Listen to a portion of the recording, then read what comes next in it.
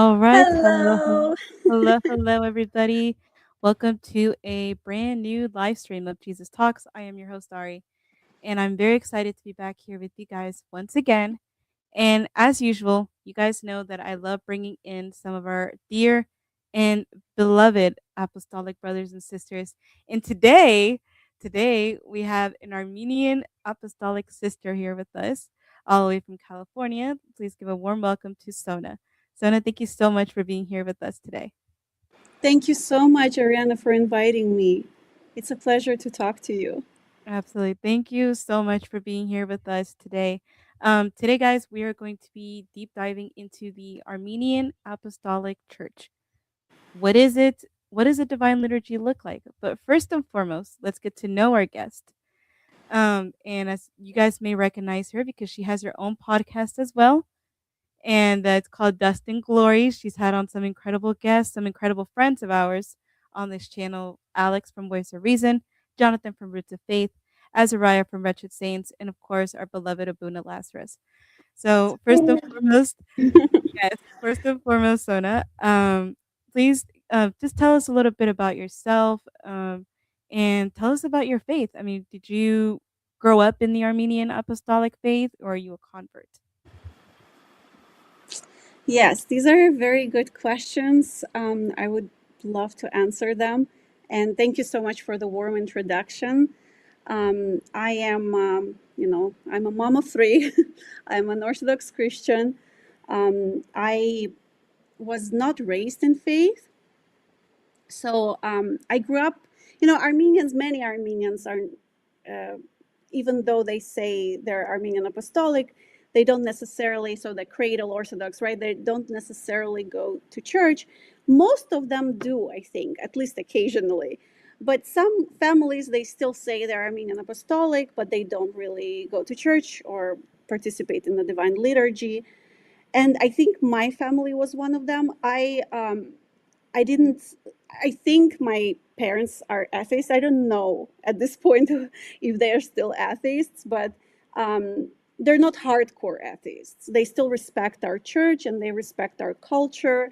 They're very good people. They raised me in love and support. They showed enormous support to me. In my life journey. So I love them dearly. But yes, they were not raising me in faith. I always believed in God. I think I should have started with that. I remember myself, a 5-year-old, 6-year-old girl praying. And this is like one of my earliest memory of praying, me praying.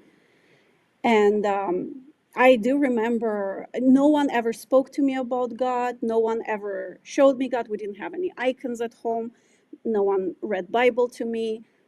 Yet somehow I always knew that I believe in Jesus. I don't know how. And I always prayed to Jesus. I think I would sometimes also pray to the Father, but most of the time it was Jesus whom I addressed my prayers. And later on, I started to venerate our Holy Mother of God and started to devote my prayers to her and ask for her intercession. Now, I was growing up believing always in God, but at some point when I became a little more independent, so it was like at the age of 15, 16, I picked up the New Testament that was surprisingly was somewhere between the books in on our bookshelves.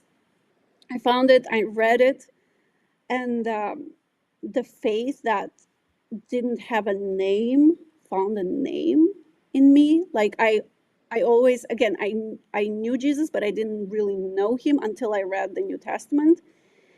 And then more intimately, I started to get to know him through church. And how I got to church was I was 16 at that time. I started to go to university classes. So I was first going to like preparation classes for the university, and then I went to the university. I was studying journalism at that time, and since I finally could, travel around the city by myself, like I would use public transportation. We don't drive cars in Moscow. So I'm from Moscow, by the way. I am Armenian. who was born in Armenia, in Yerevan, in the capital. But my family immigrated to Moscow, to Russia, when I was 2 years old. So we lived there since I was very little. And of course, Russian Orthodoxy also had a big influence on me, and I can talk about it as well. But so when I entered Armenian church, I first would just go there and pray and read the Bible. And I would do that over and over again. And I would also do that in Russian Orthodox churches. And I did even try to go to other churches, like I found the Catholic church. I would go there and pray there. I think I was waiting for the Holy Spirit to talk to me somehow or show me some sign. And then I even had friends who were Protestants, which, a Protestant movement is growing in Russia, believe it or not. And especially evangelical Protestant. And also there's this very famous Word of Life. Okay. Okay. Yeah, Yeah, I've heard of. it's considered, even I think among Protestants, it's considered a sect, is like a denomination that no one really wants to associate with, but they can call themselves Christians. Mhm. So that community was growing. So I had a friend who was there, and she took me to their church, me and another friend, and we both had like very bad experience with that. Like we came back with a headache. Like it's incredible. Like we both felt the same thing. We both felt anxiety. It was a beautiful, concert, beautiful performance, beautiful. Even sermon was very beautiful, very interesting to listen to. But we both came back from it with a headache and terrible anxiety. Like we were just anxious all the time after that. And so that was my experience there. With Catholic Church, I would also go there to listen to organ music, which was, divine, beautiful. I love that. I love when they had concerts, and I would always go there, and I would pray there as well. Um, but then I started to go to Armenian church, and I would read my Bible. And then one day, one of the priests that served at that church, Father Aristakes, he doesn't serve in Moscow anymore, but he was there. He saw me. He saw me many times coming, and one time he approached me and said, "Hey, what are you reading?" "Oh, I'm reading New Testament." "Great. Um, do you come sometimes on Sundays?" I'm like, "Usually I'm busy with my family on Sundays, so I don't come on Sundays." He's like, "Well, you should come because we serve the Divine Liturgy on Sunday. That's the most important day that you should be at church." He just directly told me, like right away, "Come on Sunday. Come and see." And so I came. I, for some reason, instinctively, I didn't eat that. I don't know why I decided not to do that, but I didn't eat in the morning, and I was fasting like from the previous day. I didn't know that that's the rule. I just did it because I just felt convicted to do that. And I came to the Divine Liturgy, and I knew, even reading the New Testament and John 6, I understood, that's what God requires of all Christians to do, to eat his body and drink his blood. Um, uh, that is, the Eucharist, the Holy Eucharist. And of course, I saw in the movies, the Holy Eucharist. I saw in Catholic. I actually loved watching Catholic movies. I don't know if you're familiar with the Italian neorealism movement. That was my favorite. Uh, those were my favorite movies ever. And of course, they're deeply Catholic. Those movies, Lucchino Visconti's movies, although Lucchino later on, you could argue that they become less Catholic, but I think Lucchino Visconti also had a great influence of Dostoevsky on his films. Mhm. So he was deeply, I think he was still very deeply, if not Orthodox, then Catholic, like very deeply spiritual. And then Fellini, of course, later on, it's not neorealism anymore, but Fellini's films, Fellini was deeply Catholic and very religious man, despite his, vices, I would say. I really love Fellini and all his work. Now, I was watching these films, and of course, I knew what is Eucharist. I understood that this is what happens on Sundays at church. but I never really thought that this is what I have to do. Like I didn't really understood that that's a call to action to me. So, like, you knew about it, but you didn't really know it yet. Like, you didn't I really didn't even know what is church really. Like I understood, like I was baptized at 11. So okay. I was baptized already. And I always had reverence to church, and I would always, light a candle and pray at church. But I never knew that Eucharist is the main plot of the church, is the center of the church. It's the main action, the Mm, main that character is Jesus, who is given to us through the Eucharist. I didn't know that back then. So, and that day, those dots just connected. That day, I realized, okay, so this is what Jesus was talking about. And this is not abstract. This is my church. It's not Catholic church. This is not Russian Orthodox church. This is Armenian church. And I am actually invited. I'm baptized. I'm invited to receive communion. And we have the Armenians have we read the prayer of confession before receiving the Eucharist. So even without personal, I didn't know back then that I needed a personal confession. Late after that, I went and had a personal confession. But at that time, I just repented my sins with the congregation, and I approached the chalice. I don't know what happened at that moment, but I do distinctly remember that I immediately knew that this is not just bread and wine. Like I still like kind of I'm having goosebumps, but I still remember that moment when I just like, oh, this is not just bread and wine. This is something happened, something shifted in me, something happened spiritually. I think it was Holy Spirit. And I went back, to the line and, to the congregation, to the faithful. And since then, I never left church. So since then, every single Sunday, maybe I missed like a few Sundays in 20 years.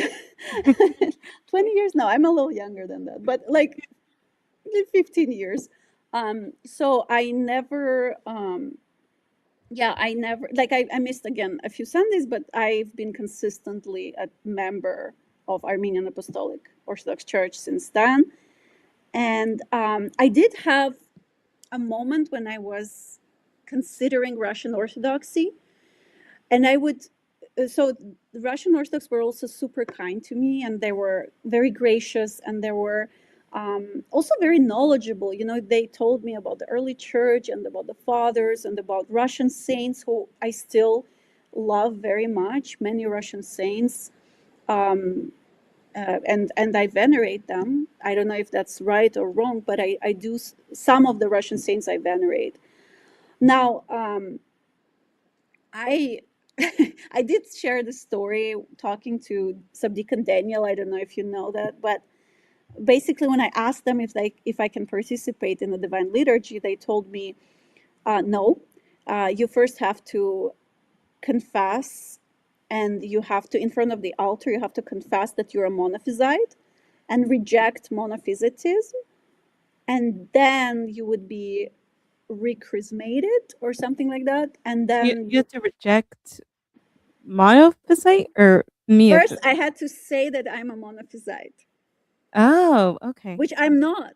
Like, right? Oh, Like okay, I okay, knew okay, okay. at that point, I already knew I'm not. Like it really requires like a day or two of studying to Interesting. understand that we were not monophysites, and we're not, and never were. We are miaphysites, right? It's different. There is a difference. If you guys don't know, watch some of the Dust and Glory episodes that I had with Mirat Milako, for instance, where he explains this there very well, or with the coming episode with our brother Agent from Apostolic Apostolic Orthodox. He Orthodoxy? also, and Yeah. Subdeacon Daniel, who explains it very well. So I knew that we're not monophysites, and but I had to, in front of the altar, say that I am, and then reject that again, I don't mind rejecting monophysitism, but I'm not a monophysite. Like, So it's like you're trying to put an identity on you that just wasn't. yes, That's exactly. wild. And at that time, I think they did. I think now they're a little more aware of Armenian Church at least being Being not as heretical as as they thought it was. I think now Russian people are much more educated, and even clergy, hopefully, is much more educated about that. But yeah, that's what the clergy told me back then, and I respectfully disagree to do that. And I didn't want to be chrismated again. Like, what's that? Like, I've been chrismated. I have the seal of the Holy Spirit on me. Why do I have to, like, it's not like I washed away my baptism somehow. Like, I just didn't understand that. um And but I noticed that a lot of churches do that. Like even when you go from one apostolic church to another, a lot of times you mm, have to get rebaptized, rechristmated, because mm. they don't consider it valid, you know. And for those who I don't don't know. think I don't think Armenians do that. Armenians could do that to Protestants. They would baptize them again, Oh, really? For because Protestants? yes, Really? yeah, Protestants, Even if they were yeah, baptized in the name of the Father, Son, and Holy Spirit? yes, I Oh. think so. I think so. I might be mistaken, but I think at least that's what my church in back in Moscow did. Maybe now they don't do that. I don't know, but I know that if you're coming from Protestant background, like, they would baptize you because um, they find that the baptism is not valid, like in Protestant churches. But that I'm just explaining how it was. Mhm. Um, we don't know, but that's what they believed. But I think um, coming from like Catholic background or Eastern Orthodox, you just have to say the confession of faith, and I think I that's know it. it is a little bit different because I know, Yeah. for example, for Azariah, he came, well, from Protestant to Catholic, but I know that even when he was Catholic and he was going into Oriental Orthodoxy, he had to get rebaptized. So I Yeah, don't Armenians don't do that to Catholics. really. I think so. Yeah, I I think. mean, it's nothing Yeah, against the Coptics at all, y'all. But of course. No, picked no. that I up mean, because, like, we're their sister church. Yeah, no, no. yeah. So I love the Coptics, but I thought it was a little weird that they had to rebaptize Azariah, even though he was Catholic, Mm. part of the Apostolic. Yeah. Um, Yeah, well, I don't know. because It's a definitely we don't do tradition. that. It's a Coptic tradition, so it's mostly a tradition. So no one really knows the how the early church did it.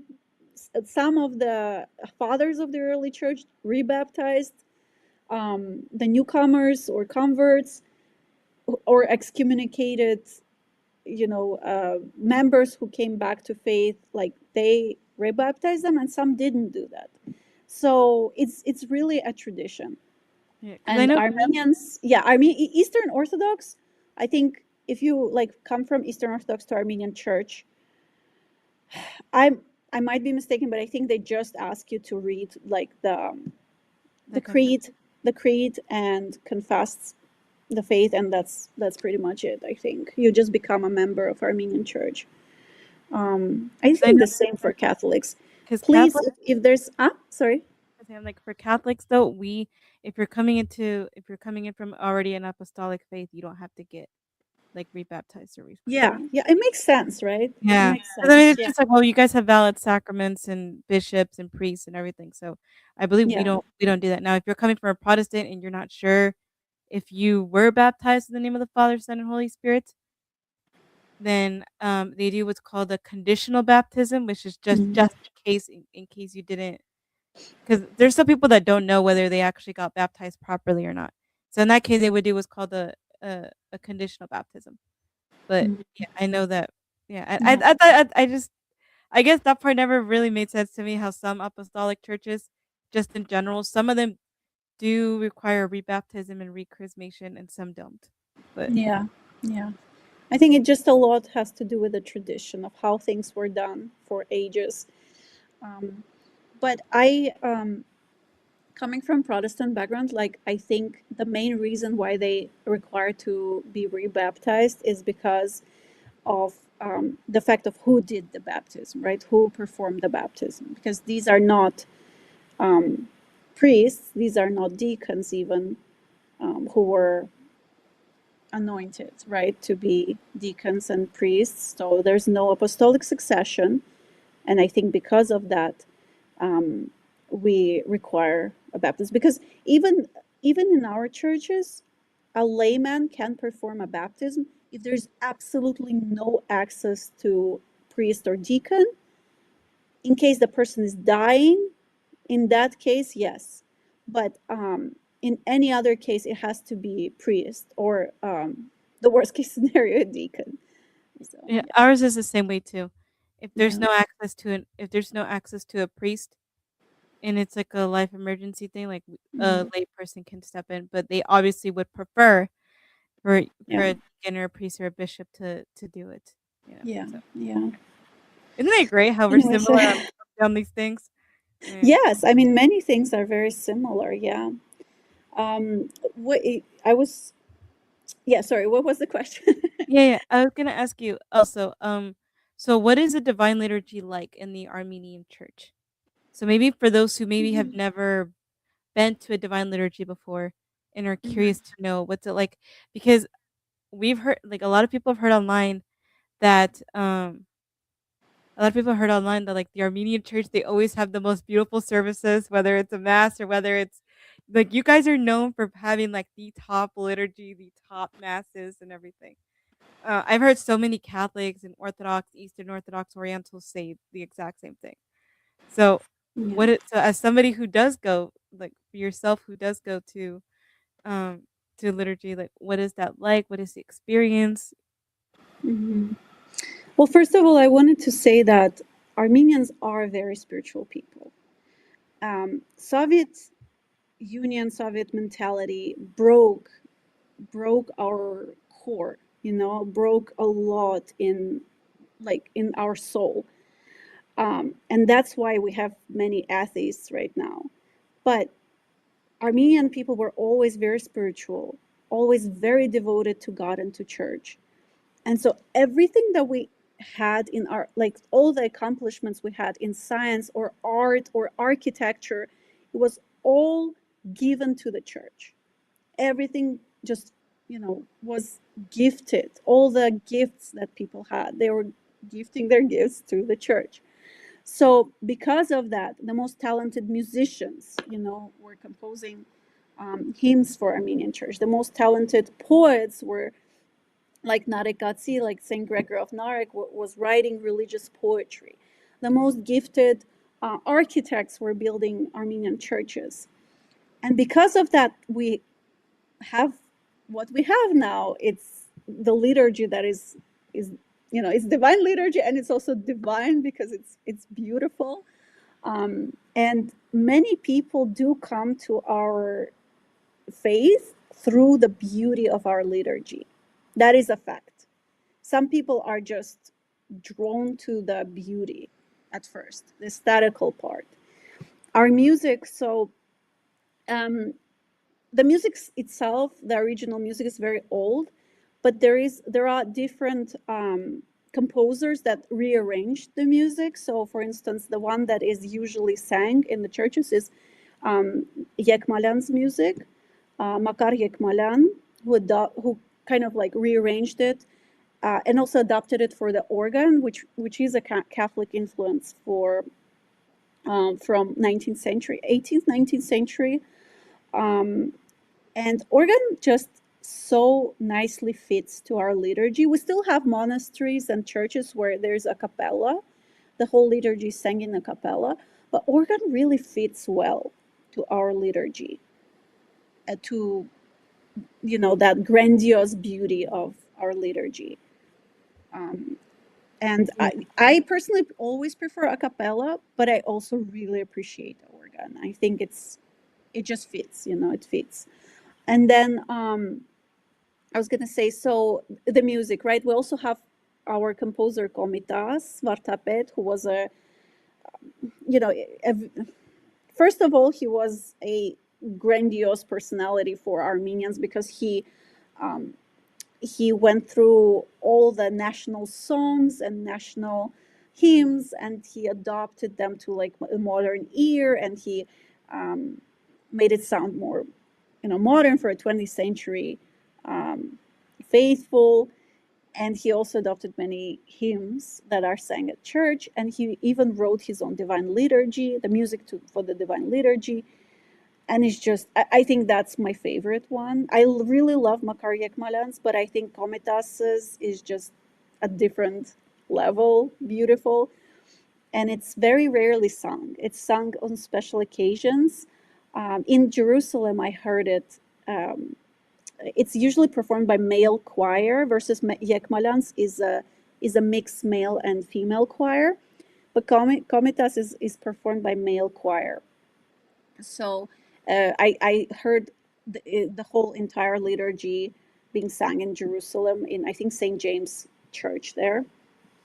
Um, so yeah, and then the beauty comes in many cases first, but also our theology. I mean, we have saints who spoke so, passionately about the first three consuls, and not accepting Chalcedon, not, just not reforming basically our Christianity that we received from apostles, first of all, Thaddeus and Bartholomew, secondly, from St. Gregory the Illuminator, our greatest saint. And by the way, St. Gregory is also a saint in all the apostolic churches, It's true. as well as Saint Ripsimen Gaiane, who also came to Armenia to preach the gospel, and then Saint King Turdatis, or Turdat.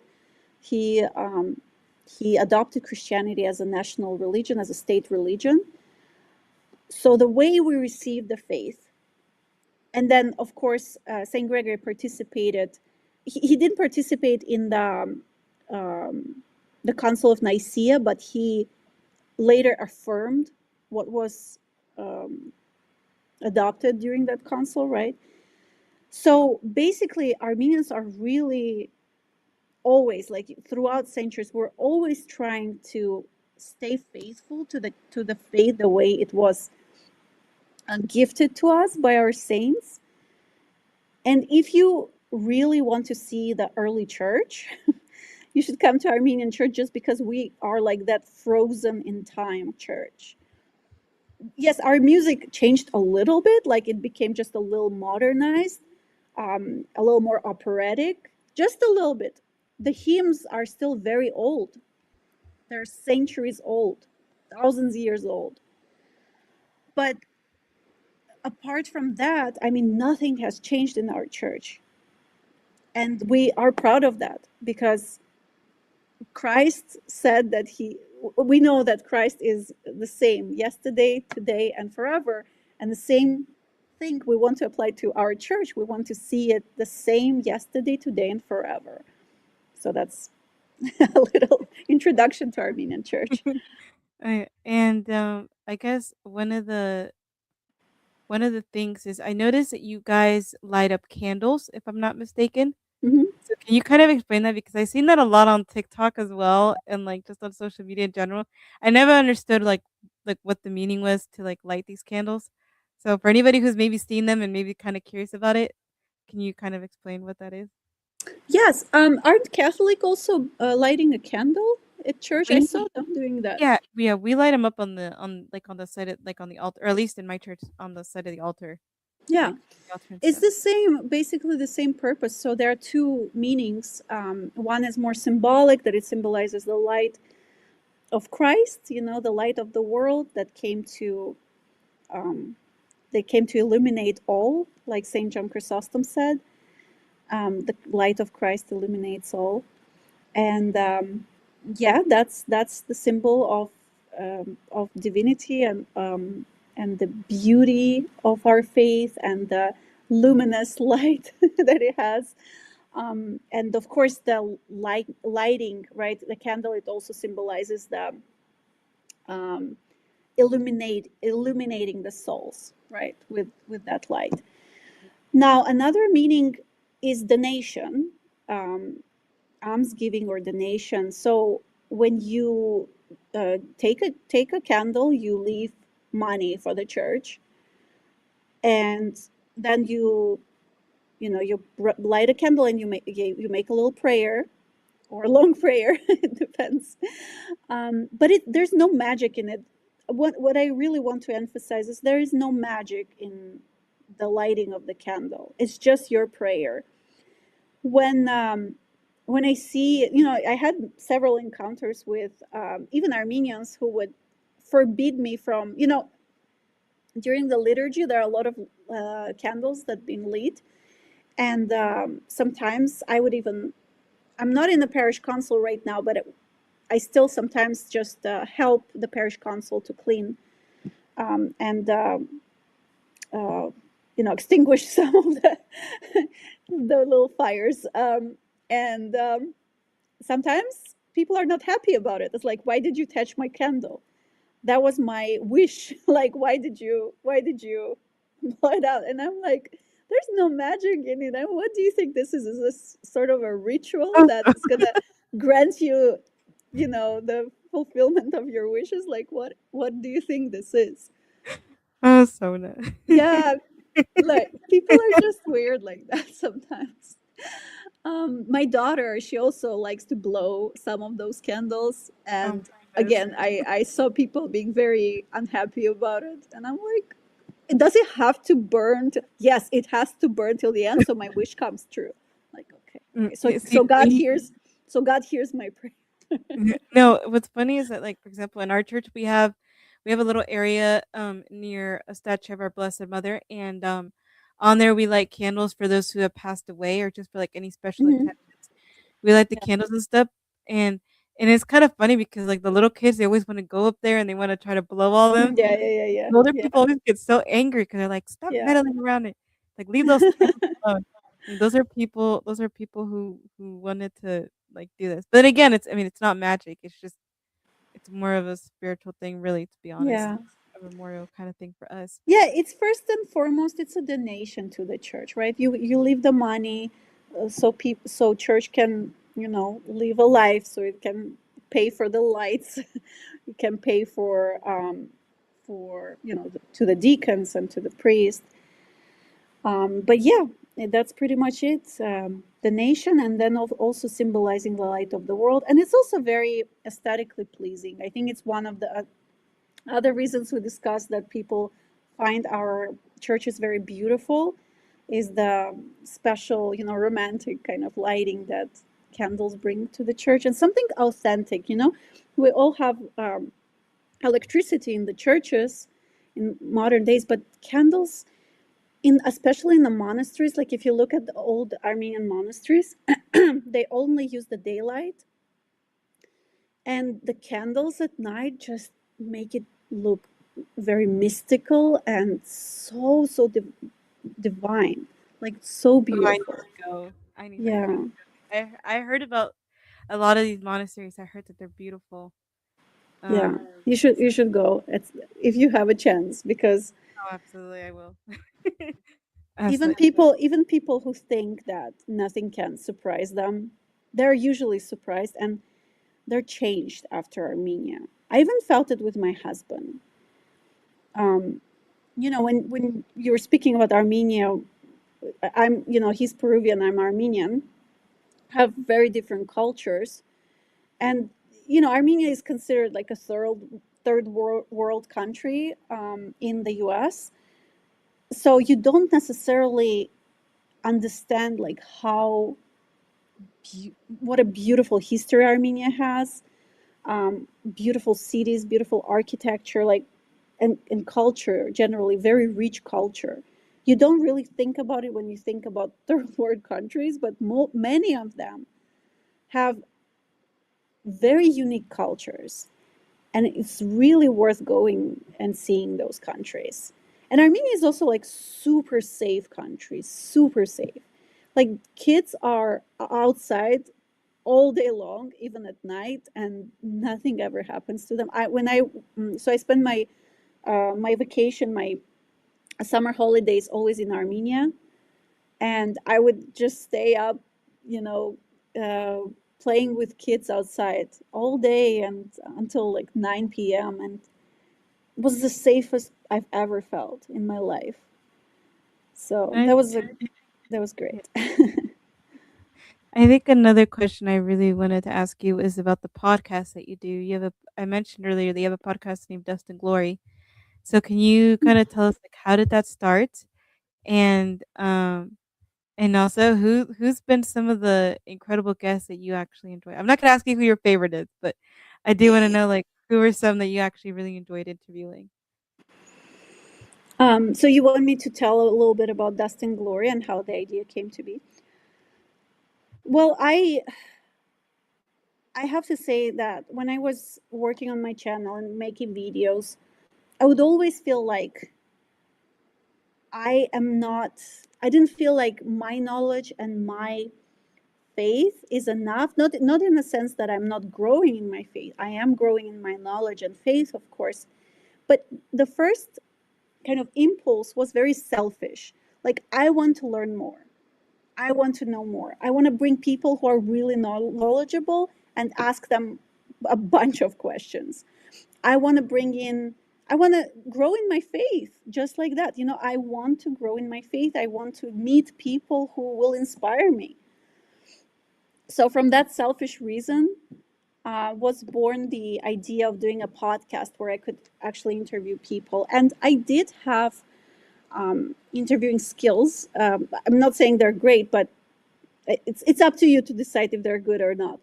But I did my first education, my first master's degrees in journalism.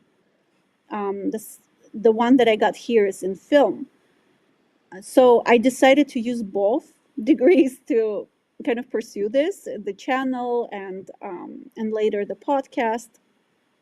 And I think that kind of selfish reason to just grow in your faith became something important for many people because the feedback is so warm and positive that now I'm like, that was not me. That was the Holy Spirit. That was God who decided that I have to do this. Because there's so many voices that don't have platform like I did, like I had. So I needed to bring those voices to the platform. And I'm not saying I have a big platform. I have a small audience, but I think my audience is very hungry. And I was hungry and very thirsty, you know, very, very thirsty. And I'm always am very, very thirsty. And when we went to Jerusalem, I remember we would talk to monks there until 4 a.m. We wouldn't let them go. That's how I feel about my faith. Like, I just want to talk about it for hours. And I mostly want to listen to others speaking about it because I want to be inspired. I want to learn and grow in my faith. But I'm also kind of chatty, so I like to talk myself as well. So I thought podcast would be is a great format for me, so I can chat with my guests, but mostly listen to their wisdom. And I had so many great guests. Um, I can't I can say I can say whom I was anticipating the most. So I was familiar with Father Lazarus's work before he was on my podcast.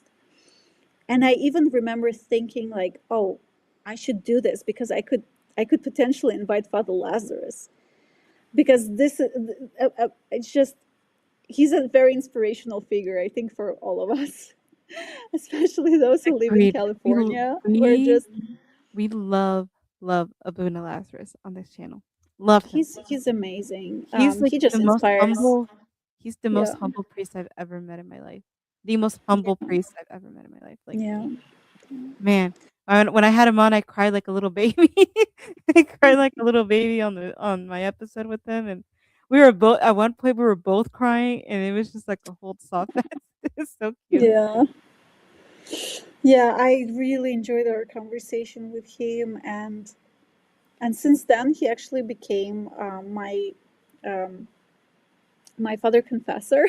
so um, so yeah, it's a little secret, but not a secret anymore.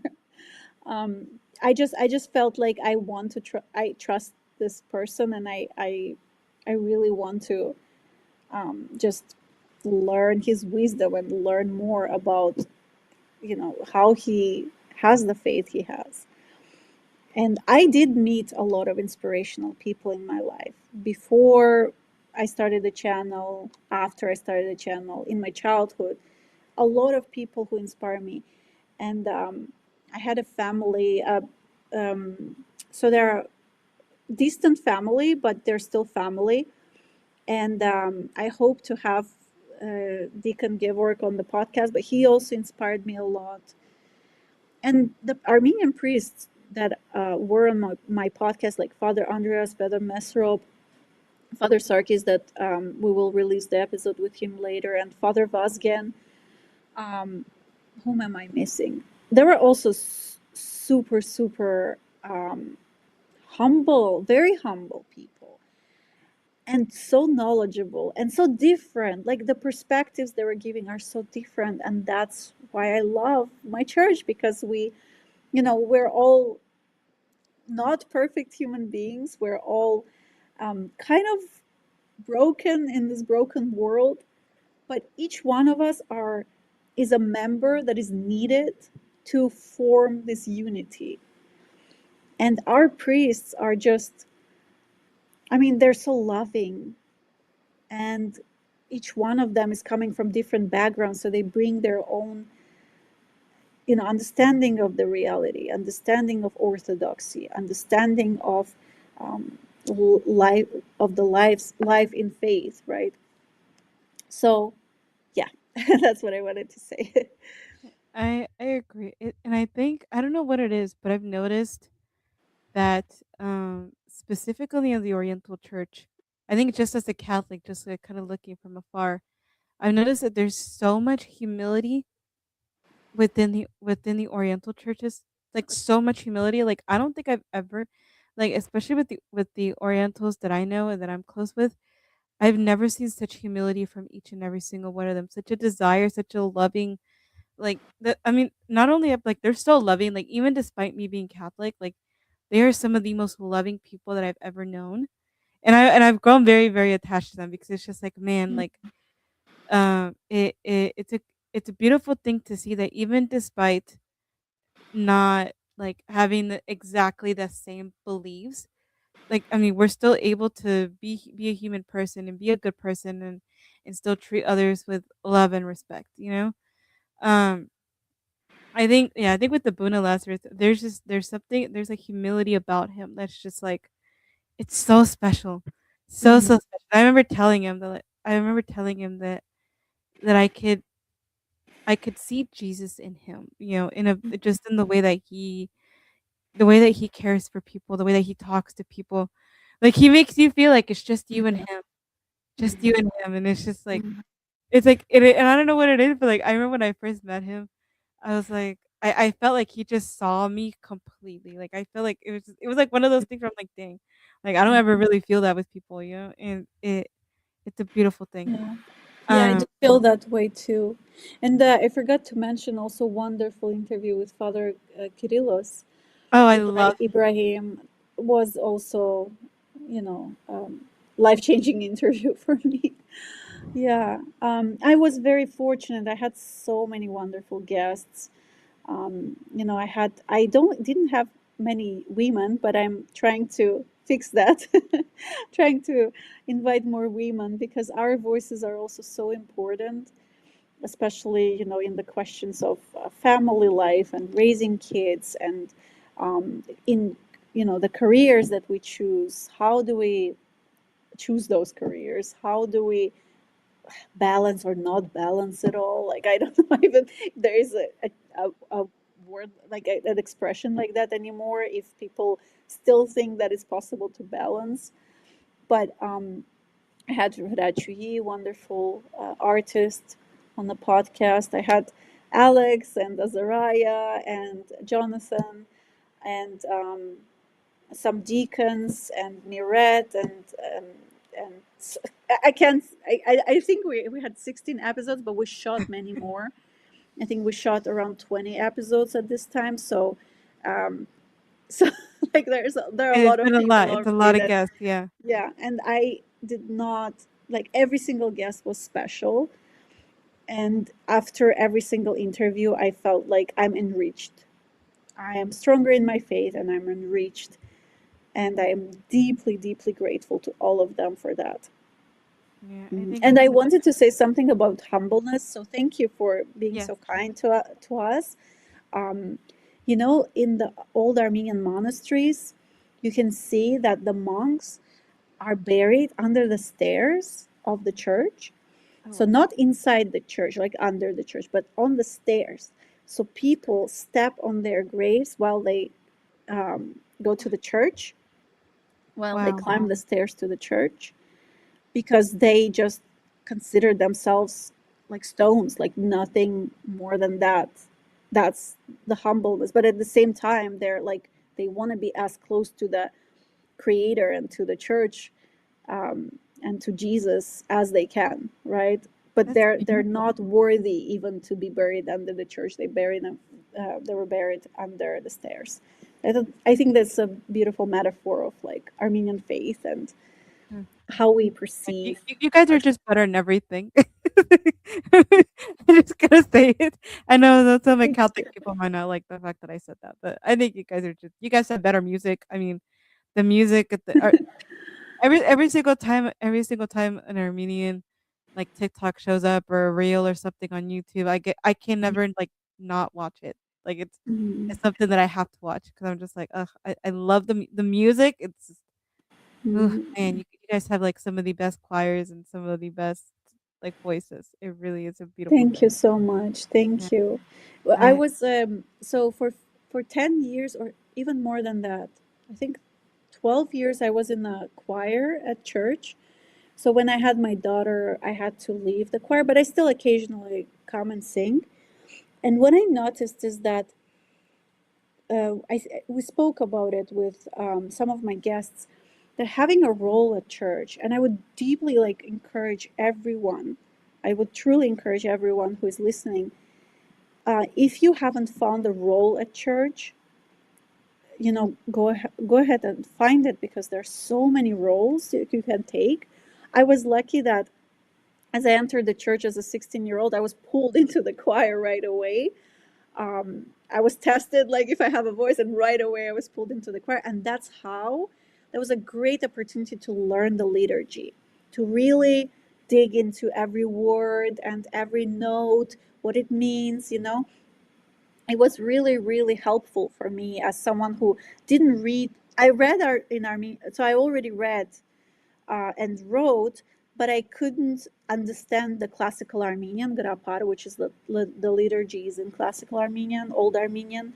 So, but I started to understand, even like in a few months, I started to understand much better, and in a year, I could understand it fully.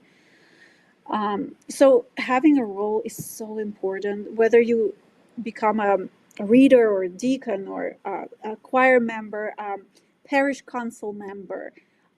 Even if you just come and volunteer at church, you help to clean it up after the liturgy, or you serve a meal, you become a member. Like you have to have actionable steps in order to feel like there's real fellowship at church, right? You have to be part of that fellowship. It cannot be just, um, the kind of like the consumerist mindset. When you come to church, you receive communion, and you leave. You can't do that. You have to be a part of the community. So I just wanted to emphasize that to everyone who maybe feels like left out or out of place at church. It shouldn't be like that. There should be a place for you at church. I mean, I'm a Sunday school teacher to fifth and sixth graders. So there you go. I'm Wonderful. like, I'm like, at least I can do that, and it's a beautiful thing to Wonderful. be involved in church. I It's think that wonderful. I'm so, so proud of you. Good job. praise God. Praise God. I think that that I mean, all that happened was, and to think about it, it was all because I was in a place just accompanying a friend Mhm. who's gonna continue being a teacher because that was originally her class, and then turns out like, and I went to the meeting with her just to accompany her because we were gonna hang out afterwards, and I got thrown into it, and so they're like, oh yeah, she could do it, and I'm like, me, and so I was kind of just thrown into it, and I was like, oh, okay, and I was really nervous at first, but like now that I've had some months with my kiddos, like my kiddos are some of the best kiddos ever. Like I love them Mm. so much. I love each and every Oh, single one of them. And it's just, man, like you grow such a huge love for them and you're just like, those are my kids. Like I wanna, like, you know, like you yeah, yeah, like yeah, you wanna like I don't have any kids of my own. So like to yeah, have them is just like a very special thing for me. And yeah, I consider them my kiddos. And I don't know, like even though they're a pain in the butt sometimes, you know, 'cause they're fifth and sixth graders. Even though they're okay. a pain in the butt, Well, like I at least they listen, no? sometimes I have to go. I don't know if you ever seen the movie Matilda. Yes. Like Miss Trunchbull. Sometimes I have to be a little Miss Trunchbull when they're not Oh, behaving. okay, Not okay. in the physical abuse kind of way, but more in like, hey, settle down. Yeah, yeah, yeah, yeah. But Yeah. because I forgot Yeah, Miss I feel like so I'm also giving like one class a month before the communion to the kids at Sunday school, and the youngest kids are the cutest ones, but they're really hard to like grab their attention. And then the older kids, I feel like they appreciate it more. So I don't know, Yeah, maybe they're gonna act up. Um, yeah, they're gonna be more naughty soon, but so far they've been great. So yeah.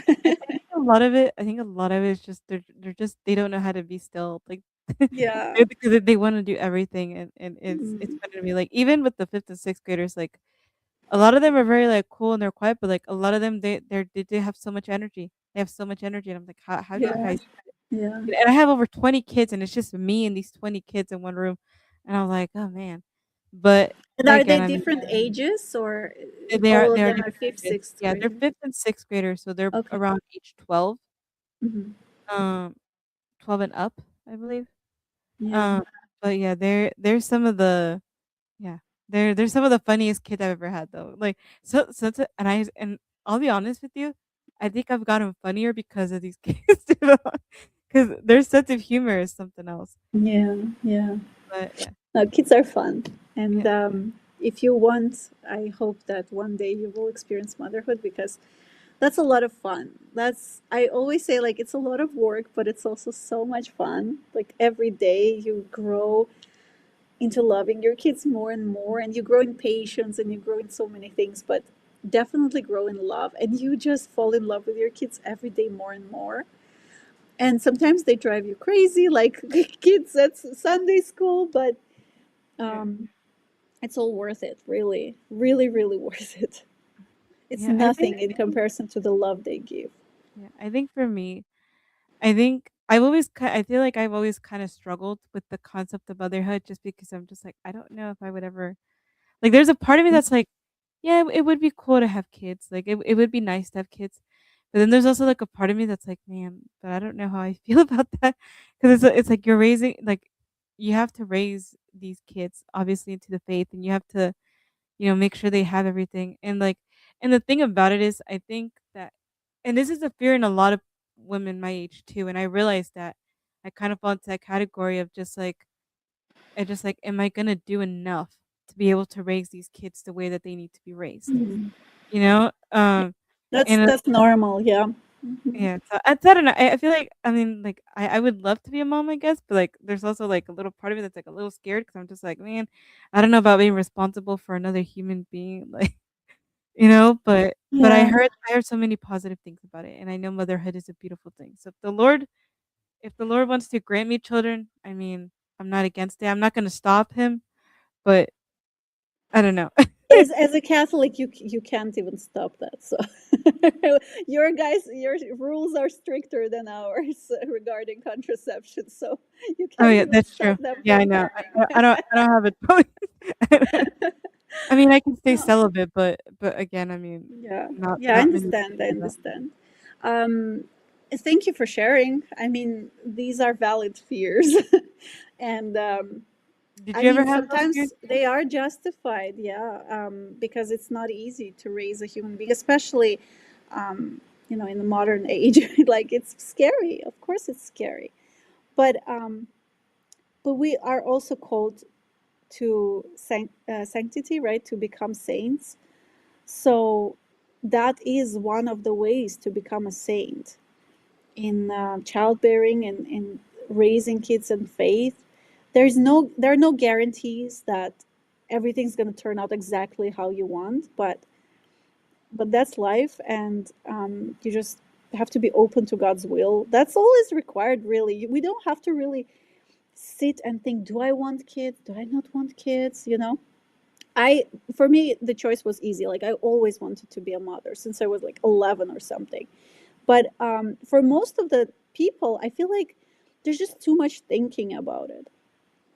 It's really just, you know it's about being open to what God wants. If He calls you to motherhood, you will know that, and you will have to accept that because that's His will, and it's actually a beautiful will for you.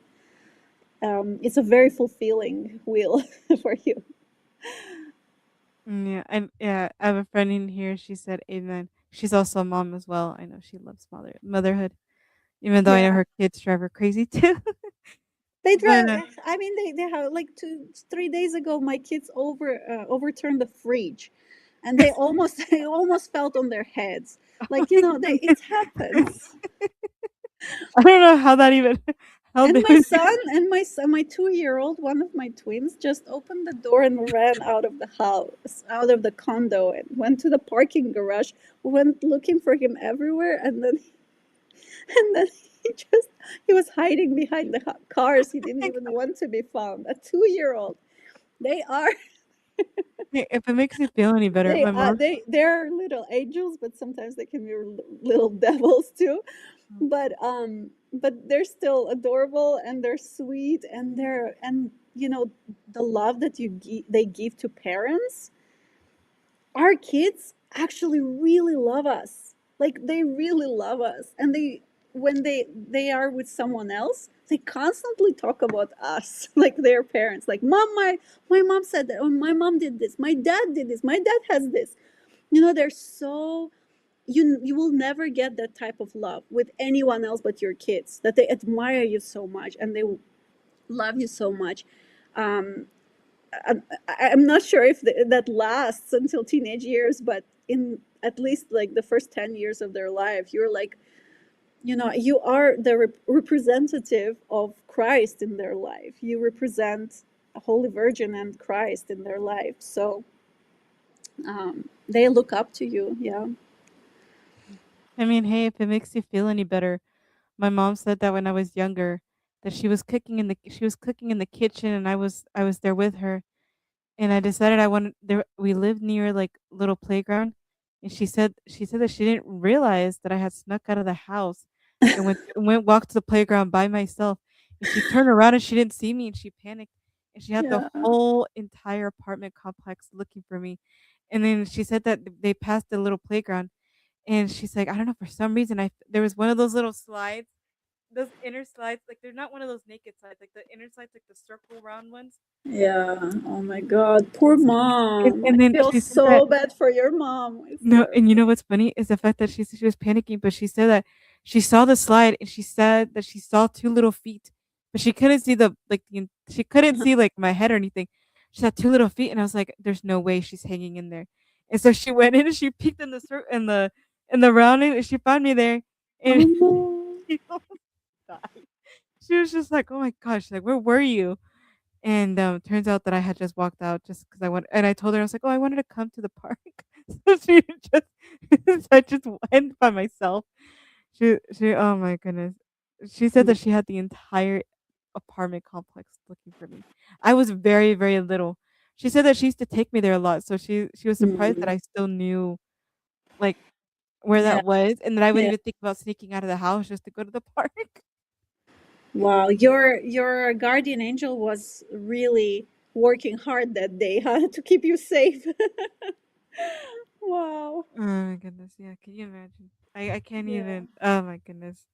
Yeah, The they do things like that, but Mm. ultimately, I think you my don't siblings you just have a lot of fun stories to tell afterwards. yeah, Hopefully, if they're safe. I'm gonna tell them when they're really old and not when they're younger because I don't want them to get any ideas. You don't want them to get any ideas from your experiences. 'cause they're like, "Oh, my mom was a little crazy, so I think I'm gonna be even more." Yeah, So, yeah, like, yeah. Don't tell. yeah, you don't wanna give them any ideas, 'cause kids are Yeah, really smart. yeah. My friend, she says here, she's like, "I used to run out of the house every morning. My dad had to put deadbolts at the top of the doors. I used to go in the car and pretend to drive." 4 years old. Oh, Oh, man. I'm surprised my parents didn't do that. She said one day the car reversed into the fence. oh, oh my goodness. You survived, right? Oh my goodness gracious. Probably didn't survive her parents, she Yeah, probably that's didn't a survive her heart. You can parents. get a heart attack. Oh my goodness. I'm like, "Can you imagine if one of your kids pulled that? Reversed it, They like" will if they could. If the car was unlocked, they would definitely do that. But we lock our I don't know car. where kids think of these things. Yeah. And now we lock the doors too. So, yeah. Yeah. Yeah, that's how I feel. When I'm taking care of my nephew, I do the same thing. I just Mhm. 'cause he loves to go outside, but, like, I try to but he's the good thing about it is we got him used to him asking if he can go outside. Mm. So a lot of times he'll be like, "Can I go outside?" And then I'll be like, "Yeah, like, let's go outside."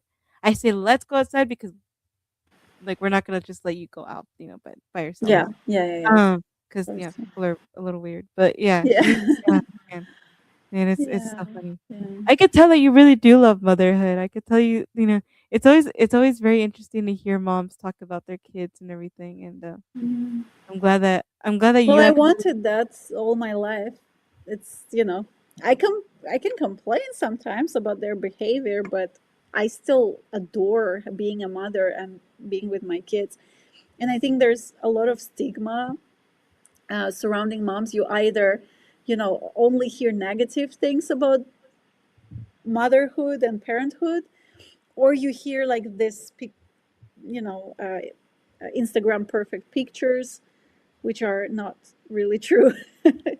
um, and like there's no complaining whatsoever. I think it's all life. Like are you like 100% satisfied and happy with your husband every single day? No. Or with your parents every single day? No, right? It's the same with kids. But it's really fun. And again, the love that they give you, oh my god. And the love that they give you, and that honor to be their parent and to share that love and show that love to them, that's incredible. That's life changing and also sanctifying, because that's the until you're a parent, you would never really know how God the Father feels about you. Like you can in theory you can say, yes, I understand that, I can feel similar feelings. But no, until you become a parent, you will never know the sacrifice of the Father and his love for us. That's a fact. Like only then you start understanding, like, oh, this is what God does. Like when all the sleepless nights and all the I haven't slept well in 5 years basically. And Now I understand the sacrifice. Now I understand what it is that God Father is doing for all of us. He never sleeps. He always listens to our complaining and our mourning and our dissatisfaction with His will. That's important to. I think it's important to go through it, because a lot of things. It's an eye-opening experience in many ways. So I don't know if I encouraged anyone to become a mother or to have father, kids, yeah, but there's gonna be women that are like, "We wanna be mom." I don't think willingly you should avoid that ever. Yeah. Unless Yeah. of course you have a vocation to be a celibate and serve different way to our Lord. But uh, if you are open to marriage, I don't think you shouldn't ever close that door. Yeah. So I do have a I have a v I've had a very strong intuition that I'm gonna end up having kids one day. I just know yes, that. And there are a lot of times where I'm yeah, like, "Oh, I don't wanna have any kids, or maybe I'm just gonna stay celibate." But no, I'm almost 99% positive I'm gonna end up having kids one day. Like, yeah. it's just and it's just I Mm. mean, It's like I told the Lord, God I'm willing, God willing, God yeah. I mean, willing. if it's in the Lord's plans, then so be it. You know, Yeah. 'cause there's people that aren't drawn to having kids at all, and I wish I can. And it, for me, it's not that I'm not even drawn to having kids. I think it's more of I just don't want to have kids. Um, but who knows? Maybe in the future I'll be ready for it. Um, Mm. but yeah. So I guess going back into all of this, I know you were talking earlier about how like women's voices, you know, how you said that like it was really important for you to be that voice for a lot of people and bring in different voices and all that. You know, I think as somebody who also does podcasting as well, I think that's one of the main reasons. You know, it's really funny cuz like I feel like I was kind of listening to myself because I started out the exact same way.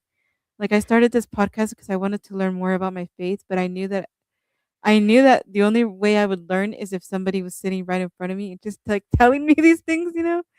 Um and Mhm. surprisingly, like, the podcast has gone well because of that, you know, bringing in Yeah. a lot of different people. So, do you feel? Because I know I've noticed today, I don't know about how you feel. I've noticed today that we have a lot of women with, like, podcasts and everything, but they're not from the apostolic churches. I noticed that a large majority of them, they're from Mhm. Protestant churches. Do you feel like we're lacking in the apostolic church? Because I see a lot more male voices than women's voices. Oh, definitely. And there was also another reason why I wanted to do this because I couldn't find a channel that was about me, about my life being Armenian Apostolic Orthodox or Oriental Orthodox. Um, I couldn't find it, and I created that because every time there's a lack of something, someone has to fill the void. And I thought, why not me, right? Um, I always try to think the way like, would I be interested to watch what I am putting out there on YouTube? And if the answer is yes, then maybe maybe it's a God's will that it's happening. Um, I'm sure it is. I'm not gonna be humble here. Like I know it's God's providence, it's God's will. Um, Not that I'm doing as as well as I should be doing, but He provided so many resources for me, and He really led me in this journey, into this journey, and through this journey. Now, about the women Christians. Um, yeah, and I am actually listening to some of the Christian podcasters because they still, no matter what, they still believe in the same God. And they give very good practical advice about how to minister your home, about how to be a diligent wife and mother. All that is very useful, and I hope that maybe a um, Catholic woman or Catholic girl would watch my videos and learn something useful for her and in her life, and maybe learn a little bit more about Orthodoxy. That's my hope. Um, but yeah, I think we all have a lot to learn from each other. Yeah, I think that yeah, I think we are lacking in voices. I think especially in the apostolic churches, you know. Yeah. It would be nice to see more women speak up and really be doing these sorts of things. I mean, that's also another thing. It's like I knew because I've always been a really huge podcast fan, Mhm. but I've always felt like something was just lacking, I think. Something was just lacking online. I was like, I wish there was more kind of like the style that I'm doing now is the style that I wish there was more of, you know? Mhm. There is some similar styles, but they're male voices. They're not women's Mhm. voices. Mhm. So I was Mhm. like, well, I told myself, I was like, well, I guess I'm gonna have to do it, you know? And I didn't even want to start podcasting, but it's like it was me starting podcasting was more of the Lord pushing me to do it. And it was me trying to be like, "No, I don't wanna do this, Lord." But, like, he's like, "Nope, you have to do it. There's a voice there." And, I don't regret doing it. I don't regret listening, you know? Mhm. But it was definitely 'cause I don't even like public speaking. I don't even like getting on camera. So Mhm. so when I started this out Yeah, yeah, I understand. Yeah, yeah, when I started this not out, easy. it was stressful, but I'm very happy. with the way that this has gone. I love it because I started to you I feel like the more you start doing it, you start to realize what is the reason why the Lord put you in that place, in Mhm. that position. Why Yeah. he wanted to use your voice specifically for Yeah. that. You know, and it's never to Yeah. and the beautiful thing about it is it's never about you. Like it's never because the thing is like it's never about us. It's never gonna be about us and it should never be about us. But it's like it's crazy Yeah, to think that like it's very important distinction. Sorry to interrupt. That it if it is about us, then there's something not right in this whole thing. Yeah. Sorry. Yeah. Go ahead.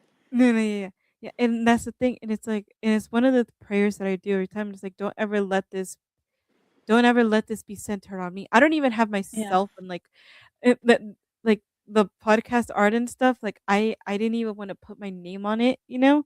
But Yeah. obviously, but turns out there was other podcasts named the same way that I did, so I had to put my name on it. But like for me, honestly, like I would have preferred to keep my name out of the Mhm. out of like the podcast art and everything.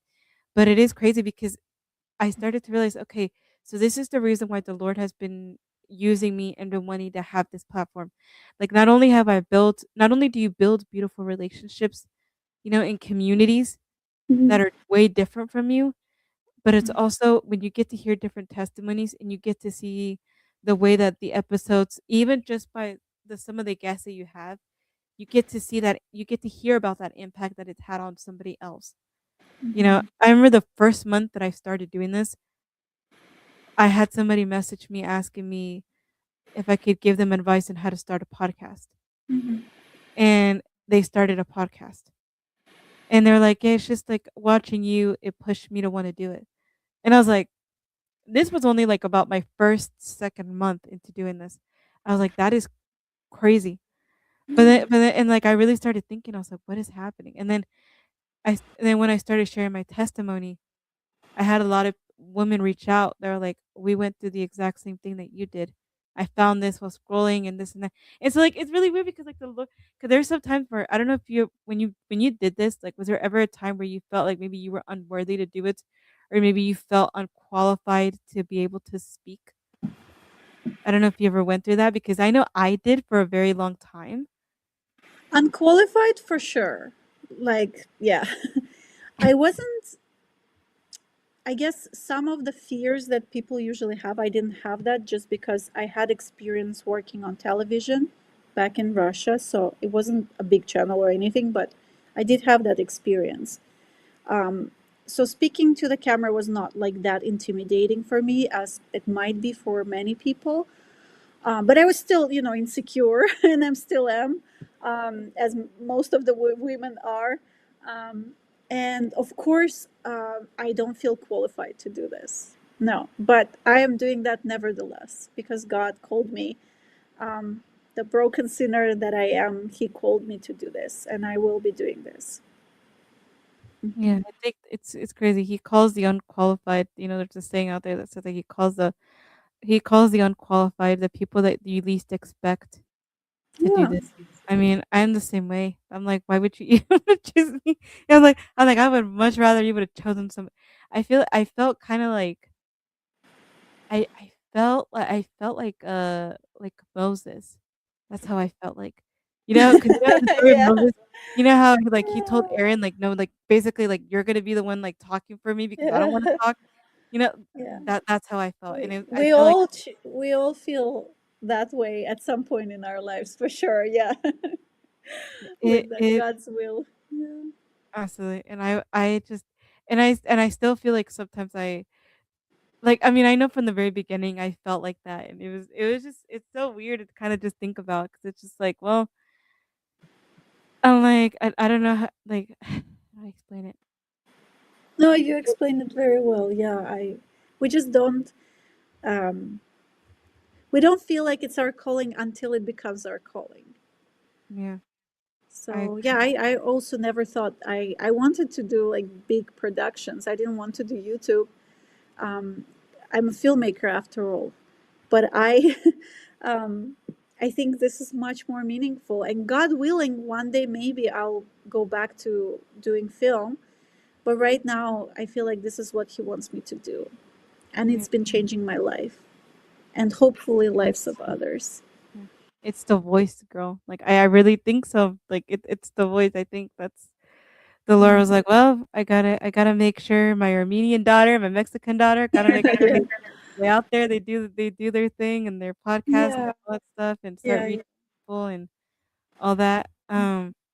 But yeah, yeah, it's a beautiful thing though. I mean, I don't regret doing this at all, but I just know that yeah. I was very terrified to start off on it, I remember I started off with just doing audio, but then when I Mhm, had to record for like with other people virtually, mhm. I knew that I had to show my face because I was like, I felt like it was kind of rude and disrespectful if I didn't show my face. So I started to do that, but I mean, look where the Lord has brought me now. I feel like, I've been collaborating with people that I didn't even think. Yeah, the crazy part about it is, no, this is the most exciting part about me doing this. It's like because this is more like a hobby for me, but like I got to interview some of the people that had a huge impact on my faith. So for me to be able to talk to those people, even if it's just through like a virtual camera, like it blows my mind because I was like, because I'm like, man, I'm like this person was such a huge impact on my faith journey, and like now you're telling me that I had them on my show, like on the podcast, like that's Yeah, like now they know who I am. And then the best thing about it is when you get to have contact with them, like you have to mhm, keep in contact with them, or they take you under their wing. That yeah, also happened to me too. I don't know if there's maybe a guest that maybe you've had on that you've stayed close with that you're like, you know what, like it's just yeah. I think all of my guests, no, seriously, like all the guests that I had, I think we became close somehow, and texting and exchanging, um, birthday wishes or holiday, like Christmas wishes, and yeah, there were some that became especially dear to me as friends, um, but all of my guests um, became friends. it's So beautiful though. It's so cool getting to meet different people. it Getting is, it is. It's one of the perks of doing the podcast. yeah, You yeah, meet I you meet people who are much better than you are and much more worthy of attention than you are, and that's the best thing about doing podcast. what I love to do is I love to interview people that are smarter than me. Yes, I just, and some people that means, that's what I meant when I said better, like better people, smarter people, people who had longer experiences or more fulfilling experiences, or um, I shouldn't say fulfilling, but more in-depth experiences with faith. So yeah, yeah, no, I know, that's a perk. That's a big perk. So I'm yeah, very happy about it. yeah. Literally every guest that I've had on is knows a lot more, and I love it though because I get to because a Yeah, lot of times I could play off the guest the viewer questions, but really sometimes they're my questions. Is I could just throw like all of them just mixed up, and it's yeah, really yeah, cool yeah. getting to do that. Yeah, and it's beautiful the way conversations can go, what direction they can take. Sometimes you prepare the questions and you think it's going to go this way, but then something really interesting happens and you just want to dig into that direction, and that's another beautiful thing. Yeah, Yeah, and that's I'm about it. I'm I don't really have any looking questions. forward to having more episodes and more. I hope if Western Diocese allows me to continue this, I will continue, God willing. But I hope that your podcast also thrives and you have many, many more guests that are exceptional and unique people and you can learn from them. And I'm really, really, really honored that you chose me to do this interview. I haven't done this before as a Hola Sona, and I really appreciate it. And I had a really nice conversation. I do. Thank you so much for coming on here, for sharing your story, sharing about the apostolic faith, sharing about motherhood. That's beautiful too. Um, I know the ladies are especially gonna love that later on when they watch him. So I really am appreciative of it. I know that you're used to being the interviewer and not the interviewee, so So I know it's a new experience, but I really am Yeah. appreciative that you decided to come on here.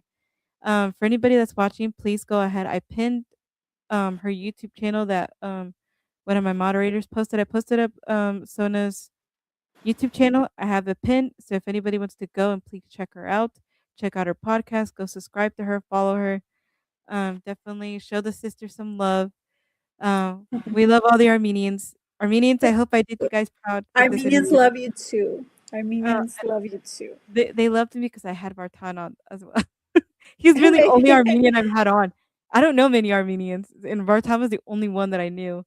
So, But also, I think apart from that, like Armenians have deep appreciation for Catholics and Catholic faith, and even though some of our beliefs are different, um, I think we have a lot in common, and we have a lot to learn from each other. Especially in the way you guys evangelize. I really wish we were as good as you guys, but you have a longer experience of not being, not without your lives being threatened, so you could thrive as in your evangelical pursuits. We're just coming out of that time when we were not safe, like our lives were not safe. So now we're learning to do this in a completely different context, and we're not on our homeland. In our homeland, like I'm not. I'm living in the diaspora, so that's another um, challenge that we have to figure out how to deal with. But and we have very few clergy members, unfortunately, and we have to pray for God to send us more fishermen yeah, because yeah.